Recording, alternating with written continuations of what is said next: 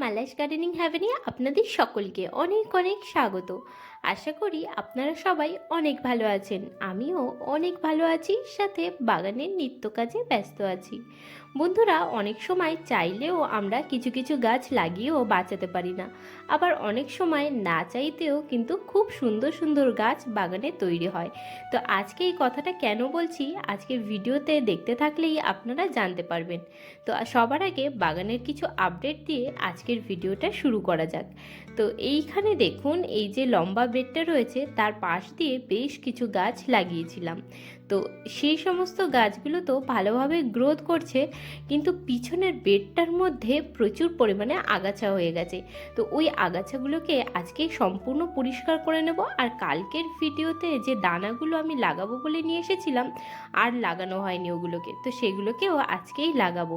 তো এদিকে দেখুন গাছটাতে কত সুন্দর মটরশুঁটি ধরেছে। এগুলো সবুজ মটরশুঁটি গাছ কয়েকটা লাগিয়েছিলাম, তো সেখান থেকে একটা গাছ বড় হয়েই দেখছি মটরশুঁটি ধরেছে। আর এইখানে তো বেশ কিছু টমেটো গাছ লাগিয়েছিলাম, সেখানে টমেটো ধরা শুরু করেছে আর কিছু টমেটো বড়ও হয়ে গেছে।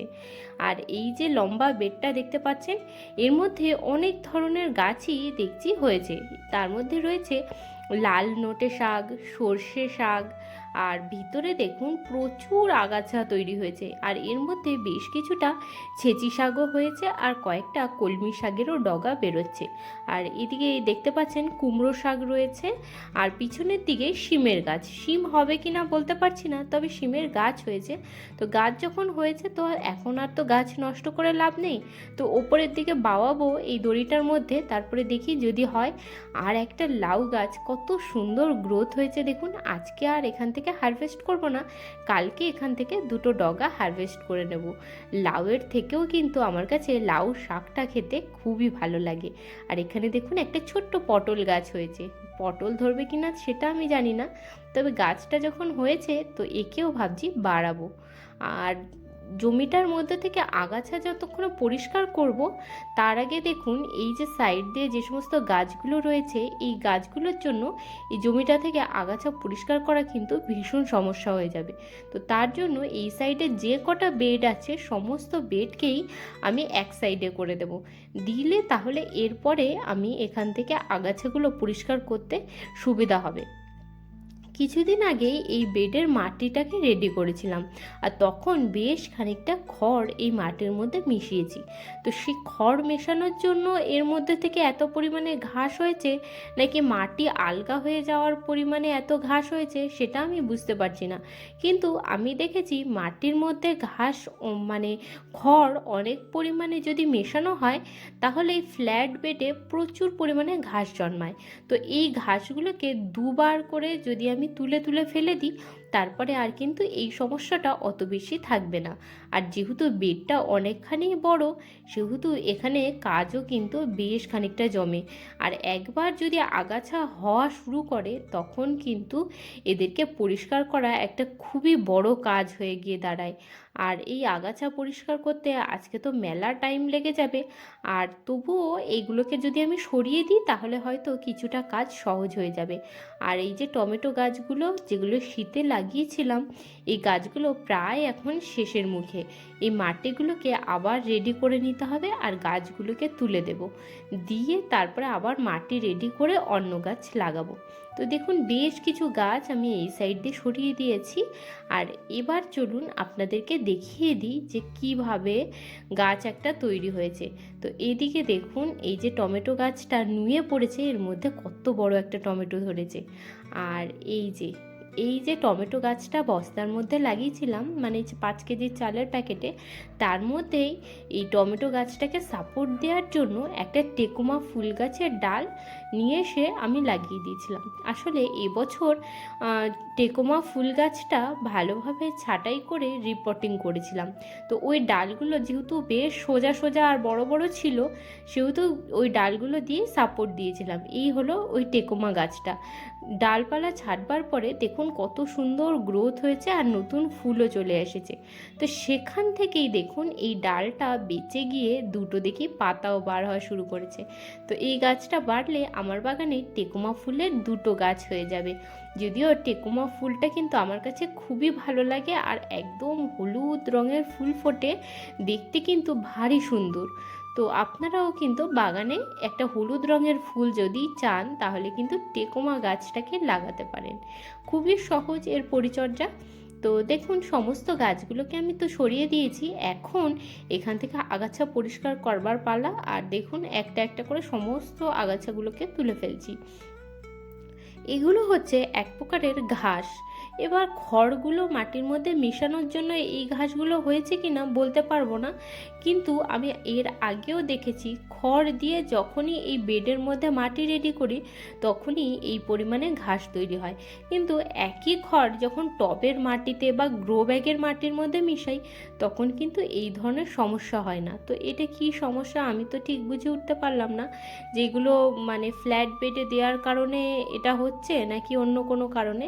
যাই হোক, এই সাইড থেকে দেখুন সমস্ত শাকের গাছের মধ্যে থেকে আগাছাগুলোকে তুলে নিয়েছি। এবার এই দিকটার পালা। আসলে বেডটা তো অনেকটাই বড়, সুতরাং এই কাজটা করতেও কিন্তু ভারী সমস্যা হয়। আর তারপরে দেখুন এই যে গাছ, প্রচুর পরিমাণে গাছ হয়ে গেছে অলরেডি, এর মধ্যে থেকে বেছে বেছে আগাছা তোলা কিন্তু বিশাল বড় একটা কাজ। কারণ একটু যদি বেখেয়ালে হওয়া যায় তাহলে কিন্তু বেশ কিছু গাছের গোড়া আলগা হয়ে সেগুলো মরে যাবে। আর এখানে দেখতে পাচ্ছি প্রচুর পরিমাণে মালঞ্চ ফুলের গাছের চারাও হয়েছে। তো আমি ভাবছি এখান থেকে কয়েকটা বড় ধরনের মালঞ্চ ফুলের গাছ সাইডটাতে বেডের লাগাবো। আগের বছর এই জমিটারই সাইডটাতে মালঞ্চ ফুলের গাছ লাগিয়েছিলাম। দুটো গাছ এত সুন্দরভাবে বেড়েছিল যে পুরো দেয়ালটাকে ঢেকে ফেলেছিল পুরো সবুজ রঙে। আর সবুজের মাঝখানে যে গোলাপি রঙের ছোট ছোট ফুল ফোটে, দেখতে কিন্তু অনেক সুন্দর হয়। আর যে কোনো গাছই বড় হলে তো ভালোই লাগে, কিন্তু লতানো গাছ যখন একটু ভালোভাবে গ্রোথ হয় তখন কিন্তু পুরো দেয়াল জুড়ে যে দেখায়, আর জায়গাটা কিন্তু ভারী সুন্দর লাগে। তো দেখুন সম্পূর্ণ জমি থেকে আমি আগাছাগুলোকে তুলে নিয়েছি, আর এখন মাটিটা একদমই আলগা হয়ে গেছে। তো সকালবেলা এসে বাগানে একবার জল দিয়ে দিয়েছিলাম। তো এখন তো আস্তে আস্তে রোদ্দুর উঠছে, এখন আর বাগানে জল দেব না, বিকেলবেলা এসে আরেকবার জল দিয়ে দেবো, তাহলে গাছের গোড়া যেটুকু আলগা হয়ে গেছে সেটা আবার বসে যাবে। তো এখানে এই দেখুন এই তিনটে ছোট্ট মালঞ্চ ফুলের গাছগুলোকে আমি বার করে নিয়েছি। এগুলোই বড় সাইজের ছিল, বাদবাকি আর হয়েছিল সেগুলো অনেকটা ছোট ছোট। তো এই তিনটে গাছকেই এই সাইড বরাবর আমি লাগাবো ভেবেছি। আর এখান থেকে যখন গাছগুলো বড় হবে তখন এই দেয়ালটার উপর থেকে বাইয়ে দেব। ঠিক এইখানেই ছিল আগের বছর বড় বড় দুটো মালঞ্চ ফুলের গাছ। আর এই দেয়ালটাকে যে আপনারা দেখতে পাচ্ছেন নীল রঙের, এই দেয়ালটা কিন্তু নীল রঙের একদমই দেখা যাচ্ছিল না, সম্পূর্ণ দেয়াল সবুজ হয়ে গেছিল। আর এখানে লাগাবার আরেকটা কারণ হচ্ছে এই হলো আমাদের বাড়ির সামনের রাস্তা। এই রাস্তা থেকে লোকজন যাবে আর দেখতে পাবে, খুব সুন্দর লাগবে। একদম পুরো বাগানের লুকটাই চেঞ্জ হয়ে যাবে এই মালঞ্চ গাছ তিনটে যদি বড় হয়ে ওঠে। এবছর শীতে পালং শাকের গাছ যেগুলো লাগিয়েছিলাম সেগুলো সবই হারভেস্ট করে নিয়েছি। আর এই 4-5টা গাছ আমি রেখে দিয়েছিলাম দানা পাকাবো বলে। তো এখন দেখছি দানাগুলো বেশি বড় হয়ে উঠেছে, এখন এগুলোকে তুলে নিয়ে রোদ্দুরে 2-3 দিন শুকনো করে তারপরে স্টোর করে রাখবো। তো দেখুন গাছগুলোকে আমি এখন তুলে দিলাম, আর দানাগুলো দেখুন বেশ কিছু দানা হয়েছে। এগুলোকে এখানেই রোদ্দুরের মধ্যে শুকাতে রেখে দিয়ে যাব। ঠিক একইভাবে কিছুদিন আগে আমি লাল শাকের দানাও রেডি করেছিলাম, তো সেগুলোকেও গুছিয়ে রেখে দিয়েছি। আস্তে আস্তে ছড়িয়ে ছড়িয়ে লাল শাকের দানা থেকেও চারা তৈরি করব। তো এখানে দেখুন এখানে রয়েছে বেশ কিছু তরমুজের দানা আর ক্যাপসিকামের দানা। তো এই দানাগুলোকেই লাগাবো। তো এই দেখুন একটু একটু ছোট ছোট গর্ত করে তার মধ্যে তরমুজের দানাগুলোকে বসিয়ে দিয়ে মাটিটাকে চাপা দিয়ে দিচ্ছি। আর এখানে যেহেতু অনেকগুলো দানা রয়েছে, এই কয়েকটা দানা আমি এখন লাগালাম, আর বাদবাকি দানাগুলোকে আমি এক জায়গায় করে লাগিয়ে দেব। আর যখন চারা হবে তখন তুলে আলাদা আলাদা জায়গাতে শিফট করে দেব। আসলে এই যে দানাগুলো দানাগুলো আমি এখন লাগাচ্ছি এর মধ্যে কটা দানা যে বাজবে তার তো কোনো ঠিক নেই। তো সব থেকে ভালো হয় আলাদা জায়গাতে চারা তৈরি করে নিয়ে তারপরে জায়গা মতো বসিয়ে দেওয়া। কিন্তু এখন যেহেতু মার্চ মাসের প্রচণ্ড গরম, সেহেতু ওইভাবে যদি চারা বসাই তাহলে কিন্তু চারা মরেও যাওয়ার চান্স আছে। আর এই যে বেডটা দেখতে পাচ্ছেন, এইখানটায় সকালবেলা 9টা পর্যন্তই ছাওয়া থাকে, এরপরে সারা দিন তুখর রোদ্দুরে থাকে এই বেডটা। আর প্রচণ্ড রোদ্দুর হয় এখানে, কিন্তু সকালবেলার পরে বিকেলবেলা বা দুপুরবেলায় এসে এখানে কোনো কাজ করবার জো থাকে না। আর শুধুমাত্র এই যেহেতু এই কারণেই এই যে এত পরিমাণে আগাছা এই জমিটার মধ্যে হয়েছিল, নয়তো অন্য জায়গায় যদি এই পরিমাণে আগাছা হতো কবে আমি তুলে পরিষ্কার করে দিতাম। এক হচ্ছে বেডের সাইড দিয়ে ওই যে ছোট্ট ছোট্ট গ্রো ব্যাগগুলো ছিল, সেগুলোর জন্য এর ভিতরে হাত পেতাম না। আর আর দ্বিতীয়ত সারা দিন রোদ্দুরের এত তাপ, তার জন্যই ওই জমিটার মধ্যে অত পরিমাণে আগাছা হতে পেরেছে। তো এবার চলুন দেখে নিই, এই যে টমেটো গাছগুলোর জন্য বেড রেডি করে টমেটো গাছ বসিয়েছিলাম, গাছগুলো তো পুরো শুকিয়ে গেছে। এবার এই মাটিগুলোকে আবার রেডি করবার পালা। তো আজকে আর এই মাটিগুলোকে রেডি করব না, তো যে কটা টমেটো গাছের মধ্যে আছে সেগুলোকে সব তুলে নেব, নিয়ে মাটিটাকে একদিন রোদ্দুর খাইয়ে নেব, দিয়ে আবার নতুন গাছ চারা যেগুলো বার হবে সেগুলোকে এর মধ্যে লাগাবো। তার আগে মাটিটা রোদ্দুরে দেওয়ার পরে ওর মধ্যে খড় আর গোবর সার মিশিয়ে আবার এই গ্রো ব্যাগগুলো রেডি করব। তো সেই কাজটা আজকে আর করব না, আজকে সারাদিন এই মাটিটাকে রোদ্দুরে রেখে দেব।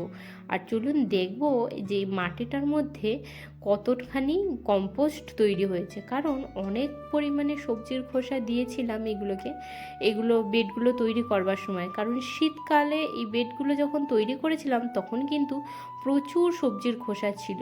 আর এখন তো আস্তে আস্তে গরম পড়ে যাচ্ছে, তো সবজির খোসার পরিমাণও এখন কম। তো এখন আর সবজির খোসা না মিশিয়ে মিশাচ্ছি যে পরিমাণে হচ্ছে সেই পরিমাণে, আর বেশিরভাগ পরিমাণে এখন আমি গোবর সার মাটির মধ্যে মিশাচ্ছি। তো এইভাবেই কিন্তু বাগানে একটা সাইকেল চলতে থাকে। শীতকালে প্রচুর পরিমাণে সবজির খোসা থাকে আর প্রচুর পরিমাণে কম্পোস্ট সার তৈরি করবার স্কোপ থাকে। আর গরমকালে যেহেতু সবজির খোসাটা একটু কম হয়, সেহেতু গোবর সার দিয়ে ওই কম হওয়ার যে ঘাটতিটাকে আমরা পূরণ করি। তো এই মাটিটার মধ্যে আপনারা একটুখানি চুন মিশিয়েও রোদ্দুরে দিয়ে রাখতে পারেন, এতেও কিন্তু মাটিটা শোধন হয়ে যায় আর মাটিটার কোয়ালিটি একটু ইমপ্রুভ হয়। তো আমি আর চুন ফুন কিছুই মিশাই না, নর্মালি একটুখানি রোদ্দুরে দিয়ে নিই, আর নয়তো এমনি নর্মালি এর মধ্যে খড় আর গোবর সার মিশিয়ে গাছ লাগিয়ে ফেলি। প্রত্যেক বছর গরমেই এইভাবেই কাজগুলো করি।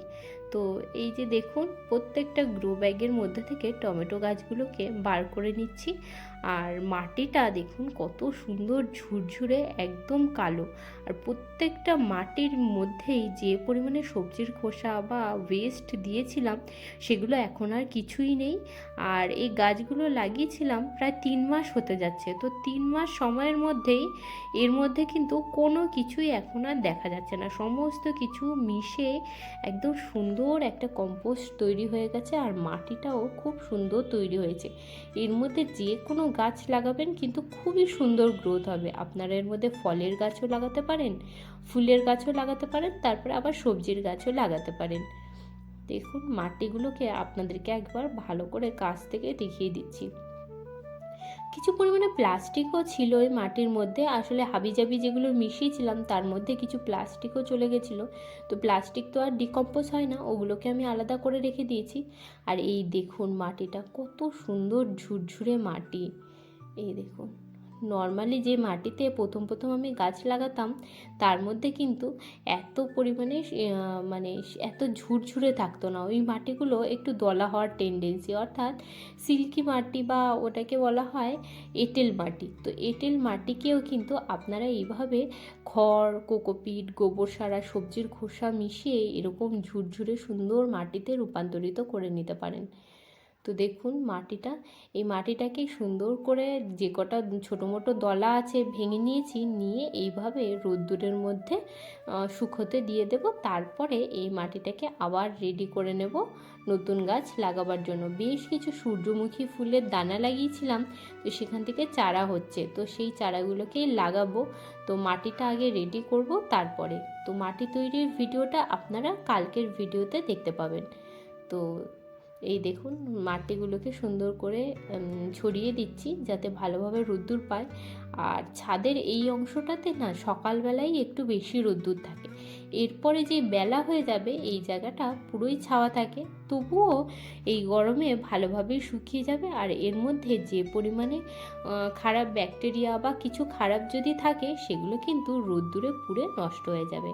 আর এই দেখুন দুটো 12 ইঞ্চির গ্রো ব্যাগ রয়েছে আর দুটো 5 কেজি প্যাকেট বস্তা, এগুলোর মধ্যেই কিন্তু গাছ লাগিয়েছিলাম।